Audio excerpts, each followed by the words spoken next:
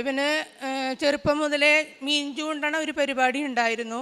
പക്ഷേ അന്ന് മെഷീൻ ചൂണ്ടയല്ല, മറ്റു സാധാരണ ചൂണ്ടിയിട്ടാണ് മീൻ പിടിക്കാറ്. ഒരു ദിവസം അവന് കഴിഞ്ഞ ജൂൺ 7-ാം തീയതി പെട്ടെന്ന് തോന്നുകയാണ് കാലത്ത് എനിക്കിപ്പോൾ മീൻ ചൂണ്ടാൻ പോവാമെന്ന്.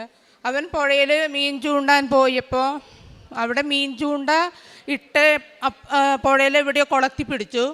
അപ്പോൾ തന്നെ അവൻ ഇങ്ങനെ കുളത്തിങ്ങനെ വിടിക്കാൻ കരയിൽ നിന്ന് ശ്രമിച്ചതാണ്. പക്ഷേ ചൂണ്ടേരെ കുളത്തൊടിഞ്ഞു പോയി.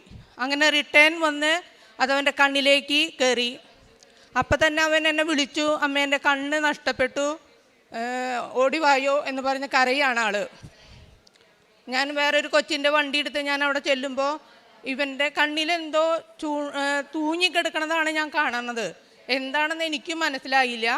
ഞാൻ അടുത്ത് ചെന്ന് എൻ്റെ മാതാവേ, എൻ്റെ മോനെ കാത്തോളണേ എന്ന് പ്രാർത്ഥിച്ചു. ഞാൻ നോക്കിയപ്പോൾ അവൻ്റെ കണ്ണിൽ മീൻ ചൂണ്ടേരെ മെഷീൻ്റെ സാധനം ചൂണ്ടക്കുളത്ത് അത് കയറി തൂങ്ങിക്കിടക്കുകയാണ്. അപ്പോൾ അത് കണ്ടപ്പോൾ എനിക്ക് ഒത്തിരി പേടിയും വിഷമം തോന്നിയെങ്കിലും ഞാൻ മാതാവിനെ വിട്ടുകൊടുത്ത് പ്രാർത്ഥിച്ചു. എൻ്റെ കയ്യിൽ എപ്പോഴും കാശ് രൂപ ഉണ്ടാവും, ബാക്കിയുള്ളതൊക്കെ വണ്ടിയിലെ ഉള്ളിലാണ് ഇരിക്കാറ്. അപ്പോൾ ഞാനിവനെ പുഴയുടെ അടുത്തുനിന്ന് കുറച്ച് വഴിയുണ്ട്, ഇവനെ വണ്ടി കിട്ടുന്ന സ്ഥലത്തേക്ക് ഞാൻ കൊണ്ടുപോകുന്നു എൻ്റെ വണ്ടിയുമ്പോൾ തന്നെ. ഇവിടെ വന്നപ്പോൾ എനിക്ക് പെട്ടെന്ന് ആംബുലൻസ് കിട്ടി. ആംബുലൻസ് കിട്ടിയപ്പോഴും ഞങ്ങൾ മോനോട് ഞാൻ പറഞ്ഞു, മോനെ മാതാവിനോട് പ്രാർത്ഥിക്ക്, കാഴ്ചയ്ക്കൊന്നും കുഴപ്പമുണ്ടാവില്ല. ഞങ്ങൾ ഇത്ര ഗൗരവം വിചാരിച്ചിട്ടല്ല ആംബുലൻസിൽ കയറുന്നതും അങ്കമാലി ആശുപത്രിയിലേക്ക് പോകുന്നതും.